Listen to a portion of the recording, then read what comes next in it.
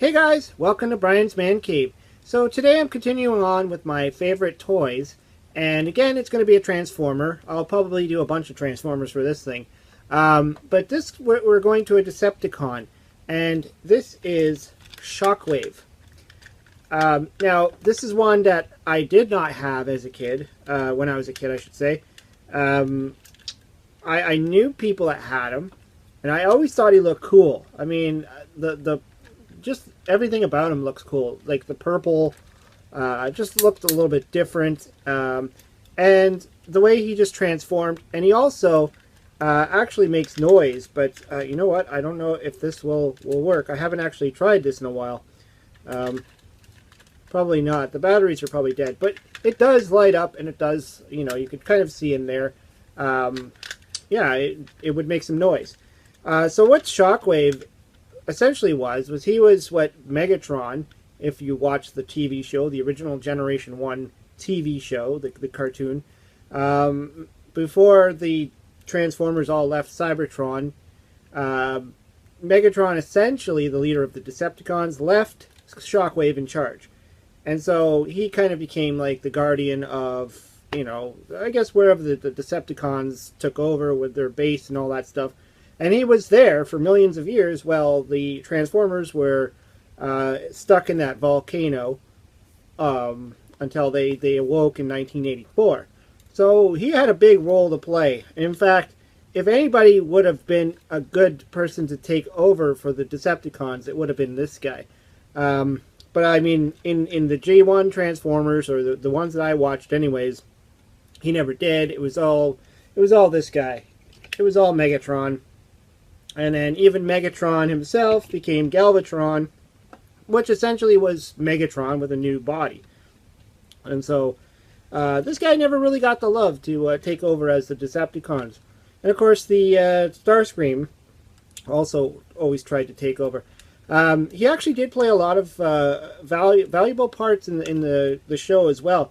Unfortunately, you don't get to see him too often. I mean, it's only when they go to Cybertron, they actually build the space bridge, they can beam up into Cybertron and stuff like that, and then you see him up there. But you don't really see him too often. I don't even know if he ever came down to Earth, or if he ever actually left Cybertron itself. You see, he's got a weird spot for his sticker. If you know anything about the original Transformers, they almost all had this sticker. I think they all did. And essentially what you would do is you'd put your hand on it. It's like heat activated. And then it would tell you if they're an Autobot or Decepticon. I'm actually going to try this. I think it still works. Yeah. It's very faint, but you can actually see it. And that would be how you would know if somebody was a Decepticon or an Autobot. But I mean, most of the time they had stickers like this anyway, so kind of gave it away. And what's cool about this guy is he's actually pretty solid. He's pretty heavy. I mean, he's got the big metal legs. And he's huge. In comparison to, say, Megatron, he's huge. I mean, he's much bigger toy. And I don't know why. I guess it was like the timing of when they created Megatron. I know Megatron was like, it started off as a different, I mean, all the Transformers originally started off as like the Micronauts, and I think there was another one. There's like a whole history behind how they all started off as toys. Well, I think I just realized why it's not working. The battery's not in there. But anyways, yeah. So, they all started off with different toy lines that merged together to make the Transformers. So, probably different timelines and stuff like that, different creation. And to make him do what he has to do. Now, the other cool thing about him is that he, in the toy form, looks like he did in the cartoon. And that was rare. I mean, a lot of the Transformers didn't really look the same. I mean, look at Megatron. Like, yeah, there's a lot of differences here with Megatron. I mean, he's got the skinny, flimsy legs. He's got the trigger crotch. This thing here. You know, there's just some things that just don't look. Now, in his gun form, he looks identical to himself, and I think that might have been common as well. Is that usually one form would be identical to the cartoon, the other form would be completely off. Not with Shockwave. I mean, both forms are pretty identical. Now, it's been a while since I've actually transformed this guy, so I'm going to give it a whirl. I'm going to start bending parts and squishing things and see if I can get this guy transformed. It's actually I like watching the retro nostalgic nerd. I always talk about him when I do these Transformer things because he's the real Transformer guy. Let's see here. I believe that turns down like that. This backpack thing part comes down, forms the back of the gun. And the type of gun he is, he's not really like a gun that we're all used to here on Earth. He's like a Cybertron phaser weapon or something. I was trying to look it up online actually to find out what exactly he was, and I couldn't find anything. There we go. Man, everything just kind of. Luckily, these things aren't too difficult to transform. Might be here all day. Almost got it though. I mean, I'm about halfway there. So we're gonna get him into his gun mode soon. I think these click in here. That goes down there. As you can see, we're kind of getting there. He is a little bit of flimsy. I do have to admit, he's a little bit flimsy. And to keep the gun part together, there's this extra piece you need to add on. And so this just kind of slides over where his fists are.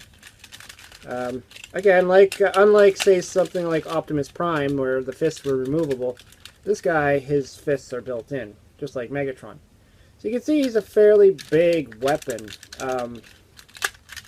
Like I said, I don't know what kind of weapon he is. And the other thing that's kind of fascinating about him is in the show, you actually see, I think you got to flip his feet in too. You see sometimes where he would actually be battling and he would have a gun in his hand that looked identical to himself.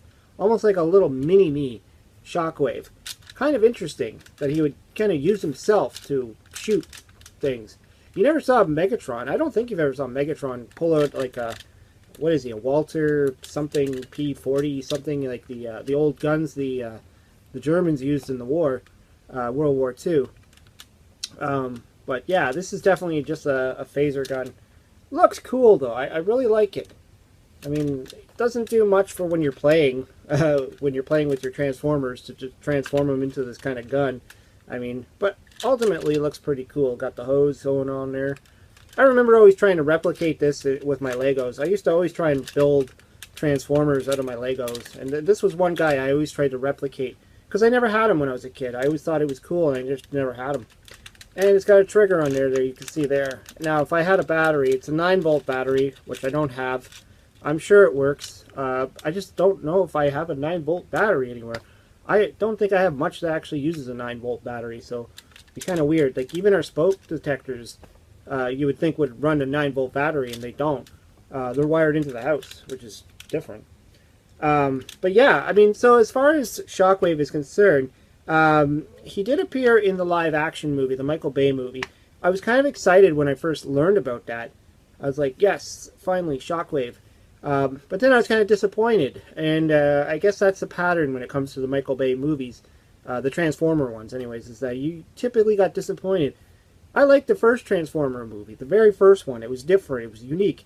You know, your first experience of seeing live-action Transformers, it was crazy. The second one was meh. And then you got, you know, Devastator, were kind of cool, but I still would prefer to see the real kind of Devastator. And then the third one, Shockwave, comes in the picture. I think it was Shockwave. It was Dark of the Moon, so I think that was the third one. And I don't know what they did to him. It had his signature head, you know, with the dot in the middle. He kind of looked like him when he transformed into a robot, kind of. But then his alternate mode was not a gun. It was this weird, wormy, spirally thing that was just flying all... Like, I don't know what they were smoking when they created that character for that movie, but it was not Shockwave. It was nothing like him. However, there is hope because the Bumblebee movie is coming out soon, I think. I think it's coming out this December. It's, well, I'm filming this now. It's November of 2018, so I think the movie's coming out next month, and they showed brief clips in the spoilers and all that stuff. Now they showed Shockwave in his true form, the robot mode. So I don't know. Maybe it's just going to be a split-second clip in the beginning of the movie, and you won't see him again, or maybe he'll actually make a full-on appearance. That would rock. I'd love to see that happen. But yeah, as far as like being a character in the show, I used to always love seeing him on the show. I'm trying to remember if he was in the cartoon movie. I think he was, because they do go to Cybertron, I believe. I think he probably makes a brief appearance. But anyways, yeah, I just thought it was cool. Usually when I have him, I keep him in robot mode. He's just a little bit easier to work with or to display on my. Definitely a lot faster to transform him back into a robot. And you can see he's got his little missile or his little laser beam hand in his real hand. But all in all, cool. The only thing is, though, usually he ends up shrinking into his feet when I put him down. That does happen quite a bit with these things. They get flimsy. I believe my Soundwave was like that when I was a kid, too. He would flop down like that. Not much I can do, really. I mean, I just try and prop him up as best as possible. Try and keep him on display, make him look cool. Anyways, hope you liked the video. Let me know what you think of Shockwave. Is he your favorite Transformer? Did you like watching him in the show? What did you think of his movie character version of him? Michael Bay's I think it was Michael Bay's film still. What did you think of that? Because I wasn't too crazy about it. I still don't get it. And yeah, I mean, it's a cool toy. If you have it, let me know. Anyways, hope you liked the video. Hope you subscribe. Talk to you later.